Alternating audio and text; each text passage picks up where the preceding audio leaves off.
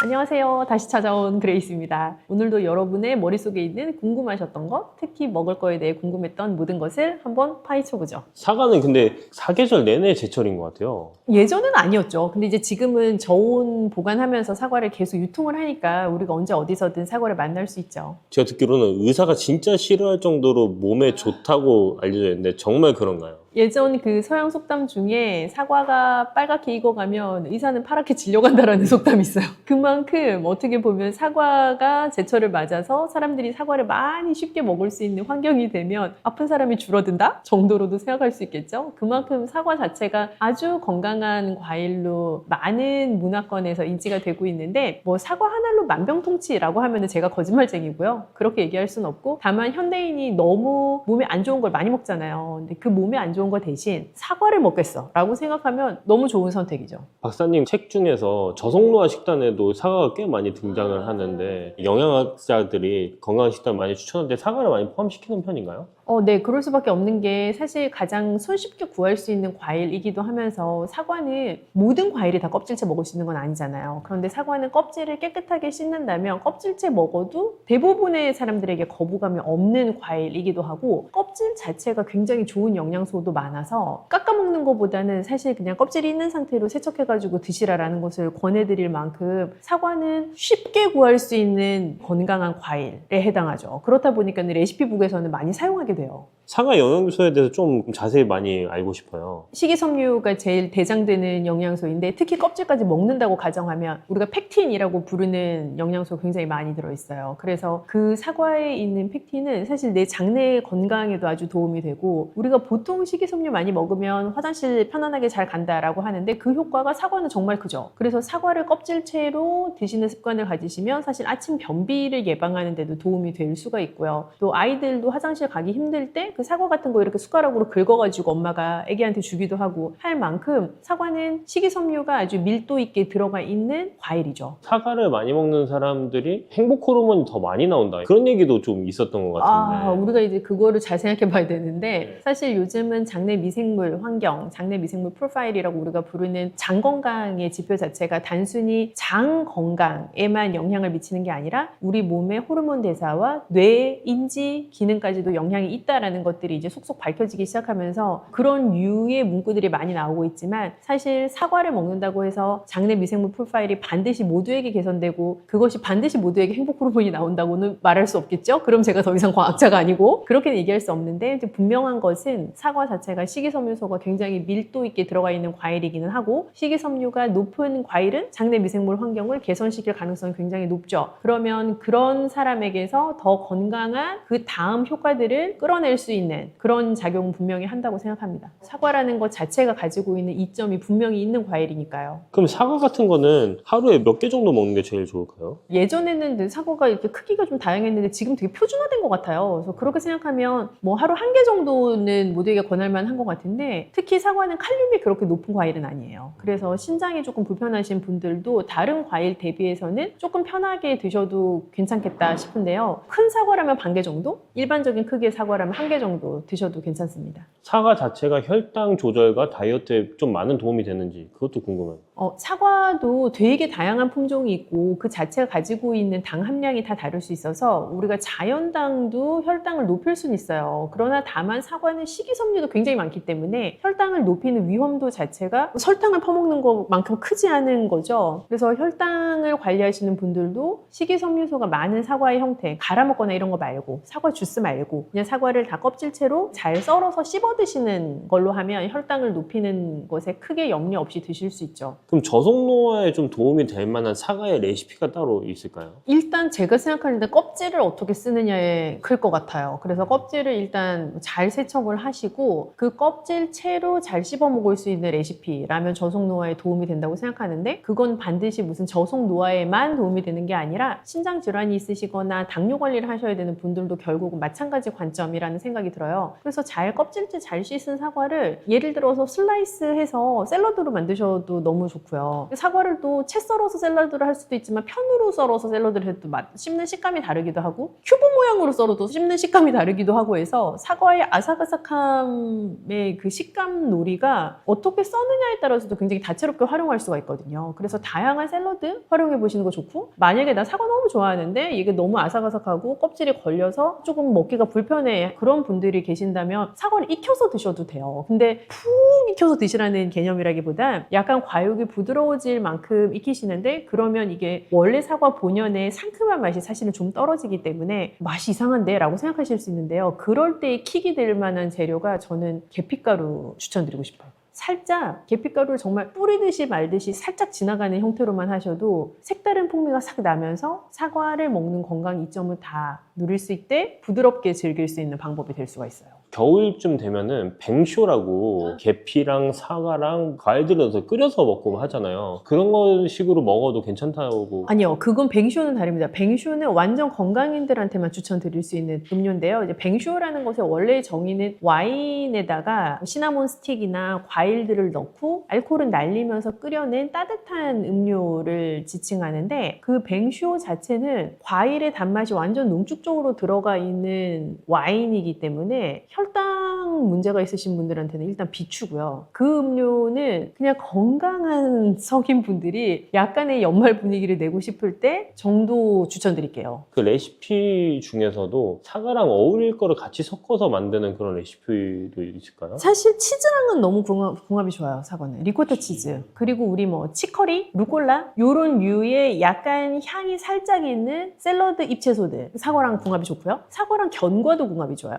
요즘 사과 슬라이스에 땅콩버터 완전 유행이잖아요. 견과랑 사과는 궁합이 굉장히 좋고 영양소의 궁합도 좋죠. 밤이랑 같이 먹어도 괜찮을 수 있겠네요. 밤과 사과요? 사실은 너무 어울리죠. 밤에 포삭포삭하고 달짝지근한 맛과 사과의 약간 시원하고 아삭아삭한 게 서로 궁합이 너무 좋은데, 둘 다 약간 너무 많이 먹을 우려에 너무 맛있는 조합이에요. 괜찮아요. 밤이랑 사과도요. 저번에 한번 말씀해 주신 게 밤 소스를 만드셨다고 했잖아요. 그러면 그 사과 위에 밤 소스를 찍어 먹으면 정말 최고의 궁합일 수도 있겠네요. 근데 그게 가만히 있지 않을 것 같아요. 땅콩버터처럼. 땅콩버터만큼의 밀도와 점도가 있어야 되는데 그래야 발라지기가 될 텐데 그 밤소스는 그런 점도는 아니어서. 근데 그것도 있어요. 밤잼 같은 형태도 있잖아요. 그게 좀 비춥니다. 모든 잼은 일단 안 돼요. 사과를 맛있게 그리고 건강하게 드시고 싶은 분들을 위해서 한마디 해주시면 좋을 것 같습니다. 일단 껍질째 드실 수 있는 방법이 뭘까 제일 고민을 해주시면 제일 좋을 것 같고요. 좀 더 건강하게 드시려면 견과류나 아니면 뭐 치즈 같은 좋은 단백질, 좋은 지방이 있는 것과 함께 드실 수 있는 요리들 좀 즐겨보시면 조금 색다르게 사과를 먹을 수 있죠. 제가 듣기로는 박사님 그 채널에서 이제 사과 관련된 샐러드를 한번 만드셨다고 제가 알고 있거든요. 너무 간단해서 민망했잖아요. 그게 모든 걸 다 썰어서 그냥 다 버무린 건데. 근데 왠지 그렇게 먹으면 뭔가 밥 먹고 사과 포크로 찍어 먹는 것보다는 조금 요리 먹는 느낌이어서 저는 좋더라고요. 그 궁금하신 분들은 한번 채널에 놀러와도 괜찮겠네요. 놀러오세요. 놀러오세요. 네, 안녕하세요. 네, 안녕하세요. 오늘은 어떤 궁금한 점을 가지고 계신가요? 여러분의 먹을 것에 대해서 같이 한번 생각해보죠. 요즘 귤을 사람들 많이 먹고 있습니다. 제가 제일 좋아하는 저의 넘버원 과일입니다. 귤에 그럼 효능이 어떤 게 있는지 좀 궁금해요. 일단 귤은 비타민C가 매우 많고 또 플라보노이드, 우리가 카로티노이드 이렇게 부르는 항산화 물질도 굉장히 많이 들어가 있어요. 하얀 속껍질 부분에 뭐가 있다고 제가 들었거든요. 귤이 이렇게 까면 하얗게 이렇게 실같이 나오는 거예요. 네네네. 다 벗겨내고 드시는 분도 계시고 정말 개인 취향일 수 있는데 웃기게 들리실 수 있겠지만 그런 것들도 다 작용이 있어요. 그래서 사실은 그 귤에 붙어있는 이 하얀 것들을 그냥 입에 크게 거슬리지 않는다면 드시는 것도 나쁘지 않은 게 그 성분 자체가 약간 혈관 건강에도 좀 도움이 되는 것으로 연구 결과들이 누적이 되어 있기도 해서 기왕이면 그냥 드시면 어떨까. 오히려 그 영양으로 봤을 때는 그 흰색을 웬만하면 먹어주는 게 좋다. 근데 뭐 사실 뭐 그거를 꼭 드셔라, 뭐 안 드시면 귤을 드시지 마시라 뭐 이런 거는 전혀 아니에요. 제가 개인 취향이라고 말씀드리는 게 다 없애고 드셔도 귤 자체가 비타민C도 많고 플라보노이드, 카로티노이드들이 있으니까 드시면 좋은데 뭐 흰색을 굳이 깔끔하게 제거 안 하셔도 된다. 그것도 그날의 의미가 있다 정도로 생각해 주시면 좋겠어요. 귤이 피부 건강에도 좋다는 말이 있어요. 일단 비타민 C가 많은 건 피부 건강에 좋습니다. 우리가 피부 건강에서 굉장히 중요한 게 콜라겐인데 콜라겐은 비타민 C 대사와 연결이 되어 있어요. 그래서 비타민 C가 많은 것은 피부 건강에 도움이 되는 것은 사실이고요. 그리고 귤 자체가 수분도 많은 과일이기 때문에 우리가 고체류의 무언가를 가지고 수분을 섭취한다라고 할 때 오이, 수박 이런 거 생각하시는 것처럼 귤도 또 그 중에 하나가 될 수 있죠. 이 신장이 안 좋은 분들 같은 경우는 귤을 얼마나 먹는 게 좋을까요? 귤은 칼륨 함량이 꽤 있어요. 조금 조심하셔야 되는데 제가 이제 늘 조심해야 된다라고 우리 구독자분들께 말씀드리는 거는 보면 내가 제어하기 힘든 것일수록 제가 조심해야 된다라는 강조를 많이 드려요. 귤은 한번 까먹기 시작하면 인간이 한도 끝도 없이 먹을 수 있는 과일이라 신장이 안 좋으시고 뭐 투석 직전 단계 조금 주의하셔야 된다, 칼륨 섭취 주의하셔야 된다 말씀 들으셨으면 너무 슬프지만 한두 개 이상은 좀 위험해요. 그렇게 조금 먹어요? 네, 그래서 끊기가 힘든데 귤이 그래서 한두 개 정도가 맥스라고 생각하셔야 되고 만약에 진짜 고칼륨 혈증에 대한 경고를 받으신 상태라면 피하셔도 무방하다라고 생각이 들어요. 제가 만약에 귤을 하루에 한두 개만 먹어야 된다면 하나를 먹더라도 진짜 맛있는 걸 먹고 싶을 것 같아요. 제일 맛있는 귤을 혹시 추천을 받을 수 있을까요? 정말 그것도 개인 취향인 것 같은데 저는 개인적으로 노지귤 조그만 거 좋아합니다. 근데 노지귤 같은 건 엄청 작잖아요. 그런 건 한 3개까지 먹어도 되지 않나요? 그런 걸 기준으로 한 2개 정도 생각하셔야 되지 않을까요? 다시 말씀드립니다, 여러분. 저는 보수적으로 답을 드릴 수밖에 없다는 거를. 건강한데 신장에 대해 관심을 가지고 계신 분들은 크게 우려할 바 아니지만 실제로 콩팥병, 신장병 약간 경고 받으신 분들은 좀 조심하셔야 돼요. 제가 듣기로는 귤이 저속 노화에도 좀 도움이 된다고 하셨어요. 일단 그건 되죠. 일단 비타민C 자체가 대표적인 항산화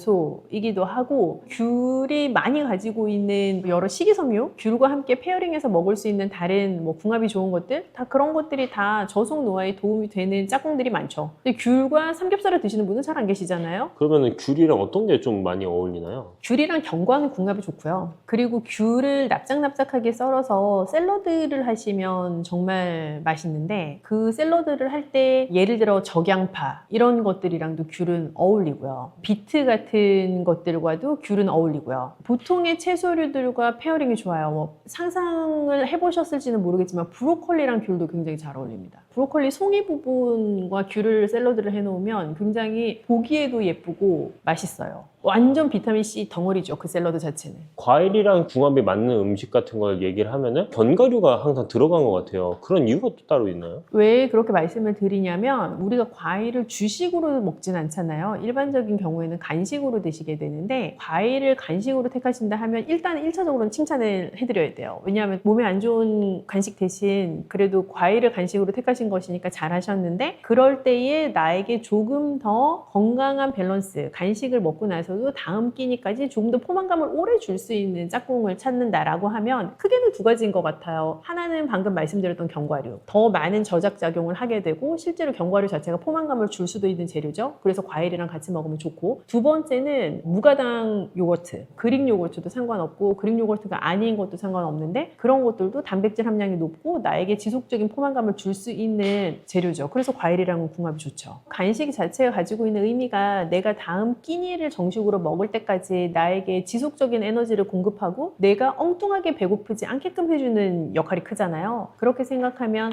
과일과 함께 무엇을 먹었을 때 그 효과를 극대화시킬 수 있을 것인가의 관점에서 생각해 보는 거죠. 밤에 너무 배고플 때가 있잖아요. 저녁을 먹었는데도. 그럴 때 이런 과일이랑 견과류를 먹는 걸로 이렇게 대체해도 괜찮을까요? 괜찮습니다. 그건 이제 본인의 위장 상태에 따라서 약간 개인차는 있을 수 있는데 내가 굉장히 위가 예민하다 하신 분들에게 사실 추천드리진 않아요. 그런데 일반적인 위 상태의 건강함을 가지고 계신 분이면 괜찮습니다. 야식을 먹을 바엔 차라리 그렇게 먹는 게 더 나을 너무 수도 좋지. 있겠네요. 근데 치킨 드시고 싶지 않으실까요?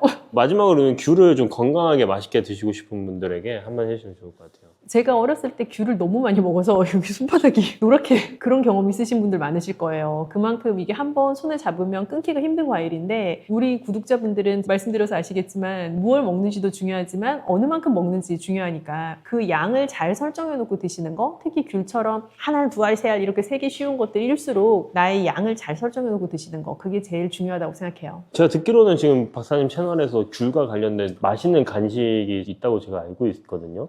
그럼 뭐 조만간 조만간 하나 할 예정이긴 한데 미리 예고편처럼 이렇게 광고를 그런 거를 보고 싶은 분들은 한번 찾아가 봐도 괜찮을 놀러 것 오세요. 같습니다. 네, 너무 좋죠. 보신 분들이 또 추가적으로 궁금한 점 있으면 남겨주세요. 네, 그럼요. 댓글이 너무 좋더라고요. 너무 생생하게 남겨주시니까 할 말이 많아요. 네, 앞으로 또 기대해 보겠습니다. 네, 박사님 안녕하세요. 네, 안녕하세요. 저희 시니어분들의 워너비 간식 중에 하나가 요거트가 있거든요. 네네네. 제가 듣기로는 그 요거트는 단백질이 높아서 좀 신장에 부담이 될 수 있다고 하던데 그게 사실인가요? 그 질문에 답을 드리기 전에 요거트의 장점을 제가 설파하자면 사실 요거트는 유제품으로 분류가 되는 이제 종류잖아요. 그래서 유제품이 가지고 있는 여러 장점들, 뭐 단백질도 충분히 가지고 있고 칼슘 함량도 높고 나의 소화 기능에도 도움을 줄 수 있는 그런 제품인 것은 분명히 맞고요. 다만 단백질 함량이 꽤 농축적으로 들어가 있는 제품이다 보니까 방금 PD님 물어보신 것처럼 신장 질환자 분들이 섭취할 때는 섭취량에 좀 주의를 기울이셔야 되죠. 요거트를 그냥 먹진 않잖아요. 뭐 딸기맛 요거트 뭐 이런 것처럼 과일청이나 설탕 좀 많이 넣는데 당연히 안 좋겠지만 얼마나 안 좋은지 또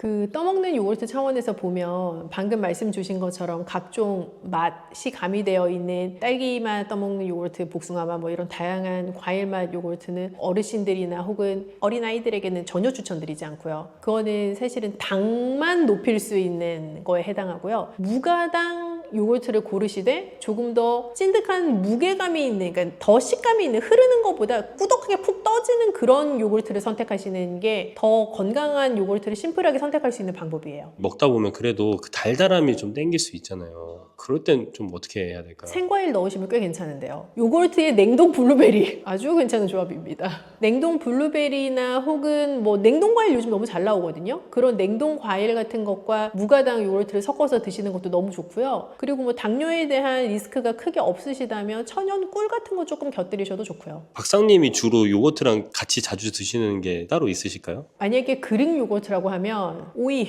오이요? 네. 오이랑 그릭 요거트 진짜 그리스에서 실제로 그렇게 먹는다니까. 오이랑 그릭 요거트 되게 잘 어울리고요. 그리고 레몬즙이랑도 잘 어울려요. 레몬의 그 엄청 새콤한 그 맛이 요거트랑도 잘 어울리는데 뭐 꿀 같은 거 첨가하셔도 너무 좋고 너무 단맛이 많이 첨가되지 않은 그래놀라 같은 것과 요거트도 잘 어울리죠. 오이 요거트는 좀 약간 끔찍한 조합인 것 같은데 아 그래요? 네. 드셔보시면 저한테 감사하시게 될걸요? 그 요거트에 칼슘이 있잖아요. 칼슘 섭취 같은 게 신장결석을 만들 수도 있을 것 같아요. 그런 위험성을 얘기를 하려면 또 다시 고함량 보충제 얘기를 해야 되는데요. 칼슘 고함량 칼슘 제제 같은 경우는 장기간 드시게 되면 그런 결석의 리스크가 있을 수 있어요. 그런데 우리가 음식이 칼슘 함량이 아무리 높다고 해도 그 음식을 가지고 내가 결석을 발생시킬 만큼을 먹으려면 정말 많이 먹어야 돼요. 그래서 음식을 가지고 내가 결석까지 갔나? 라는 생각을 하시는 거는 과장이 있는 생각일 수 있고요. 오히려 고함량 영양제를 내가 좀 덜어내야 되는 것이 없는지를 살피시는 게 더 나을 수 있을 것 같아요. 그럼 그릭 요거트를 고를 때 어떤 점을 좀 많이 보는 게 좋을까요? 요즘은 그 통에 가당인지 무가당인지 다 써있잖아요. 무가당은 아주 큰 글씨로 무가당이라고 광고를 해놨기 때문에 일단 무가당을 고르시는 게 1번이고요. 내가 뭐 먹다가 단맛을 다른 나만의 방법으로 추가를 하더라도 가당된 요거트보다는 무가당이 훨씬 더 추천할 만하죠. 제로 음료나 이런 거 먹으면 오히려 더 몸에 안 좋다 이런 얘기도 좀 많이 하잖아요. 무가당과 그 제로 땡땡 제품들은 전혀 다른 개념인데요. 이제 무가당은 당을 가미하지 않았다라는 뜻이고 제로 음료는 칼로리가 없는 대체당을 사용했다라는 의미라고 생각을 하셔야 돼요. 우리가 설탕을 넣은 것은 아니지만 다른 형태의 당을 넣어서 단맛은 주되 칼로리는 주지 않는다라는 의미로 제로 음료들을 이해를 하셔야 되고 무가당은 그런 단맛 자체를 아예 주지 않았다라는 인위적으로 더 넣지 않았다라는 의미로 이해를 하셔야 돼서 두 개의 카테고리는 좀 다르고요. 질문 주셨던 어떤 제로 땡땡 제품들에 대한 얘기는 대체당이라는 개념이 제가 몇 번 강조드렸던 나의 할머니부터 먹었던 재료는 아니잖아요. 그래서 어떠한 일이 향후에 발생하는 식재료인지는 아직 우리가 정확하게 모르는 거고요. 다만 당을 먹지 않음으로써 이런 건강상 이점이 있겠지라고 대중들이 시장에서 기대했던 그런 효과는 대체당 제품을 먹는다고 해서 나타나지 않아요. 결국은 더 빠르게 나를 배고프게 하기도 하고 더 나로 하여금 다른 음식을 갈구하게 하는 영향도 줄 수 있기 때문에 지금으로서는 반드시 그게 올바른 선택이냐라고 물으신다면 저는 아직은 세모라고 생각합니다. 그 모찌 같은 데다가 그릭 요거트가 들어간 모찌가 맞아요. 있잖아요. 맞아요. 저도 봤어요. 그래서 그게 또 어떻게 보면 요거트를 또 재밌게 먹을 수 있는 하나의 방법인 것 같기도 해요. 그리고 사실은 이게 두 개 조합이 나쁘지 않은 게 떡을 먹으면 탄수화물에 집중이 되어 있는 메뉴이다 보니까 혈당을 상승시키거나 할 수 있는데 우리가 탄수화물 너무 집중된 음식 먹을 때 제가 항상 강조드렸던 게 단백질이 높은 무언가랑 먹어라. 식이섬유가 많은 거랑 먹어라. 뭐 이런 말씀을 여러 차례 드렸었잖아요. 그런 의미에서 그런 그릭 요거트 소가 들어가 있는 떡은 괜찮은 나이스한 조합인데요? 거기 있는 그릭 요거트가 무가당이면 더 좋겠네요. 그렇죠. 그런 거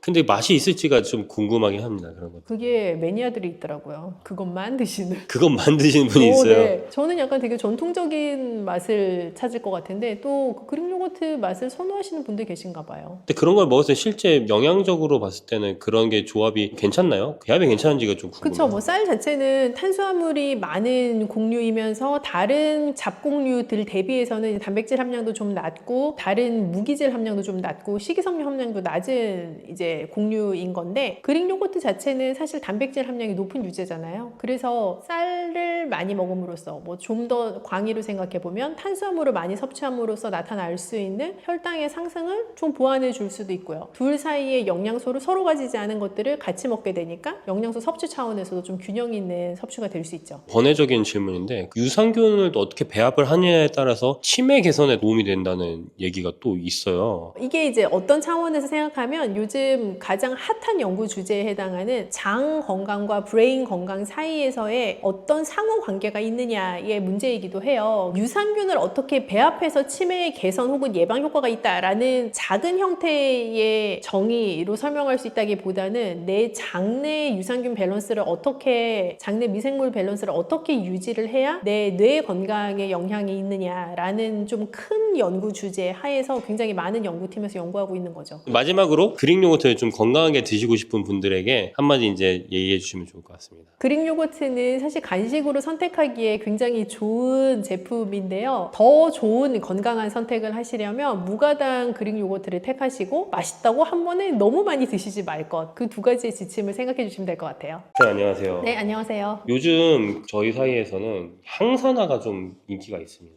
항산화가 대체 어떤 건가요? 항산화를 이해를 하시려면 산화가 무엇인지를 더 먼저 이해하시는 게 좋을 것 같아요. 산화라는 거는 내 몸에 있는 우리가 세포로 내 몸이 구성이 되어 있잖아요. 각각의 세포가 시간이 지나고 노화 과정을 겪으면서 계속 산화 과정에 노출이 돼요. 그래서 산화 스트레스가 올라가는 상태로 세포가 노화라는 과정을 겪게 되는데 항산화라는 것은 이 산화 과정을 저지하거나 이 속도를 좀 늦추어 줄 수 있는 작용을 말해요. 그래서 항산화 성분은 내 세포의 산화 과정 자체를 늦추어 줄 수 있는 역할을 하는 그런 성분을 의미하죠. 그럼 이런 항산화를 시킬 수 있는 성분에는 또 어떤 것들이 있나요? 많이들 이제 들어보셨을 텐데 뭐 채소나 과일에 뚜렷한 색깔을 내주는 컬러를 나타내 줄 수 있는 여러 용어들 아마도 뭐 클로로필 초록색에 많이 들어가 있는 거, 뭐 보라색에 들어가 있는 안토시아닌 이런 것도 들어보셨을 것 같고요. 노란색이나 주황색을 내는 베타카로틴 그런 성분들도 들어보셨을 것 같고요. 플라보노이드 이런 것도 들어보셨을 텐데 그런 성분들이 다 항산화 성분들의 대표적인 것들이에요. 그럼 폴리페놀이라는 것도 항산화 물질로 알고 맞아요, 네. 그런 것도 어떤 것들에 좀 많이 들어있나요?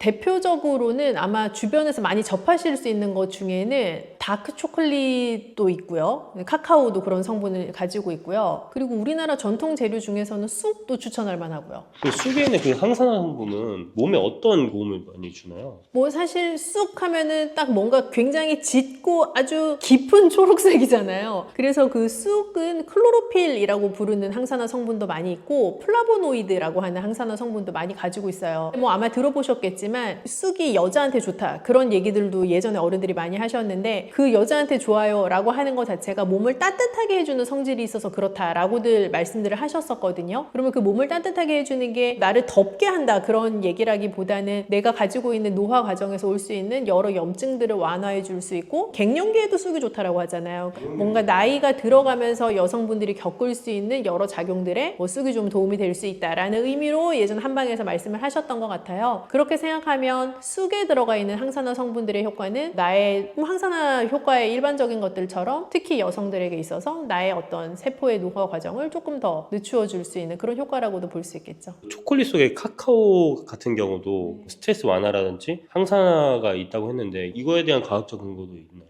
정말 스트레스 받을 때 단 거 땡긴다 그런 말씀 하시는 분들 계시잖아요. 그래서 사실은 내가 정신적인 스트레스가 누적되었을 때 단 것을 먹음으로써 나의 기분을 좋게 하고 그 스트레스를 좀 누그러뜨리고자 하는 또 심리적인 보상 효과 같은 게 있는 이제 반영된 말인데 실제 초콜릿 특히 닥 초콜릿에서는 그 정신적인 스트레스를 조금 부드럽게 풀어줄 수 있는 효과를 볼 수가 있다라는 연구 결과들도 있어요. 그래서 다크 초콜릿에는 플라바놀이라고 부르는 성분이 많이 있기도 하고 테오브로민이라고 부르는 성분들도 꽤 많이 들어가 있는데 그런 성분들 자체가 쑥과는 다른 형태의 항산화 성분들이고 그게 나의 정신적인 스트레스에 노출되면 산화 속도가 빨라지거든요. 그걸 좀 끌어내려줄 수 있는 역할을 하죠. 재료가 방금 2개가 나왔는데 2개에서 전부 다 다른 성분의 항산화 성분들이 많이 있는 것 같은데 이런 성분들 중에서 뭐 어떻게 보면 항산화에 가장 효과가 있는 성분이라든지 그런 게 또 따로 있을 수 있을까요? 뭐 성분이라기보다는 요즘 많이 뭐 말차가 되게 유행을 하는데요. 뭐 말차, 녹차 이렇게 짙은 초록색이잖아요. 그런 재료들도 사실은 항산화 효과가 크죠. 플리바놀이랑 테오브로민, 베타카로틴 막 이런 성분들 중에서 가장 높은 거는 그렇게 따질 수 없어요. 그런 연구 논문이 있는데 다 의견이 달라요. 그 아직 순위를 매기고 싶어 하는 과학자들이 있어요. 저도 너무 매기고 싶더라고요. 효과가 있는데 그게 이제 어떻게 따지면 되냐면 이게 지금 육류 얘기를 하는 게 아니라 다 땅에서 나는 것들에 대한 얘기잖아요. 그래서 이 토양이 가지고 있는 것에서부터 영향을 받기 때문에 조도나 이 토양이 가지고 있는 영양소나 얘한테 어떤 물을 줬느냐, 얘를 어느 시기에 어느 나라에서 땄느냐 이런 거에 따라 가지고 있는 항산화 성분의 용량 자체가 다 달라요. 그래서 우리가 무엇이 무엇보다 뭐 효과가 극명하게 좋다라고 얘기할 수가 없을 수도 있고요.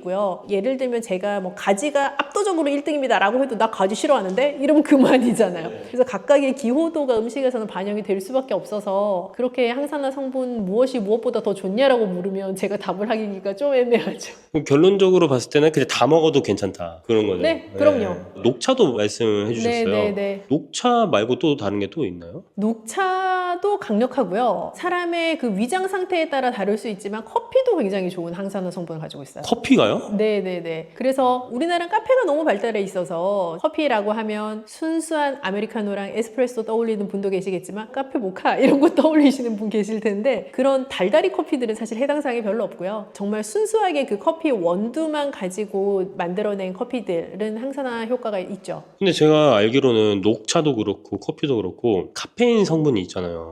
그것 때문에 신장에 안 좋다는 말이 있는데 그게 정말인가요? 카페인 자체가 신장에 안 좋다라고 생각을 하시기보다는 신장에 과량 섭취했을 때 무리를 줄 수밖에 없는 것이라고 생각을 하시는 게 더 맞을 것 같아요. 그래서 여전히 아주 원론적으로 양에 대한 개념으로 돌아가게 되면 커피나 녹차도 하루에 한두 잔 정도 내가 섭취할 수 있는 선이다라고 생각하시면 이슈가 없을 거라고 생각합니다. 하루에 한두 잔 정도 마시는 게 좋다는 말씀이신 거죠? 다만 플러스 달달이 빼고요. 네, 라떼 이런 건 안 되고? 라떼는 괜찮아요. 라떼는 우유랑 섞여 있는 커피이기 때문에 당뇨 환자분들이나 고혈압 환자분들은 괜찮고요. 단백질 함량이 워낙 높으니까 신장질환자분들은 조금 주의를 하셔야 되지만 다른 만성질환자분들에게 라떼까지는 아주 오케이입니다. 다만 여기에서 캐러멜 라떼 뭐 이런 식으로 진화되기 시작하면 약간 곤란하죠. 당류가 안 들어간 라떼 네, 정도. 맞아요. 항산화제란 영양제가 있잖아요. 폴리페놀이랑 안토시아닌 같은 아예 걔네만 먹는 거랑 음식을 통해서 항산화제를 섭취하는 거랑 차이가 좀 있을까요? 어떤 성분 하나의 단일 성분을 이렇게 추출해낸 혹은 정제해내었거나 합성을 해낸 그런 영양제 제품 같은 경우는 아주 고용량으로 특정한 성분을 먹을 수 있다는 장점이 있기는 하지만 우리가 자연에서 오는 식재료를 통한 복합적인 효과를 누릴 수는 없죠. 예를 들어서 내가 가지를 먹어서 안토시아닌 안토시아닌을 섭취했다라고 한다면 내가 안토시아닌만 추출해서 먹은 것이 아니라 가지에 들어가 있는 여러 비타민, 무기질들을 같이 먹을 수 있는 거고 또 그 가지를 먹으면서 옆에 곁들여 먹었던 또 다른 짝꿍 음식들이 있겠죠? 그리고 그 음식을 함께 누군가와 즐겁게 먹었다면 그렇게 무드에서부터 오는 나에게 새로운 즐거움의 포인트가 또 있잖아요. 영양제로 섭취하는 거는 그런 먹는 행위에서부터 오는 복합적인 즐거움들을 가지고 올 수는 없다라고 생각을 하고요. 섭취했을 때 실제 대사되는 어떤 속도나 효능감 같은 것이 반드시 자연적인 식품에서 온 것과 동일하지 않을 수 있기 때문에 저의 무조건 1번은 음식을 통해서 섭취하는 게 1번입니다. 신장질환자나 이런 분들이 뭐 항산화 식품 먹는 걸 오늘 많이 배웠는데 그런 분들한테 좀 추천할 만한 말이 있다면? 항산화 성분이라는 거는요, 어떤 질환이든 뭐 건강인이든 상관없이 누구에게나 필요하고 누구에게나 추천할 만해요. 그래서 과일이나 채소를 고르신다면 색이 뚜렷한 거, 다양한 색깔로 섭취할 수 있는 기회를 나 스스로에게 주시면 좋을 것 같고요. 다만 신장 질환자분들께서 주의하셔야 되는 포인트는 항산화 성분이 높은 재료일수록 우리가 배웠다시피 칼륨 함량도 높을 수 있고, 그래서 그 성분들의 좋은 것만 딱 떼놓고 먹을 수가 없으니까 드시는 양에 있어서 잘 조절해 나가시면 즐거운 식생활 하실 수 있을 것 같습니다.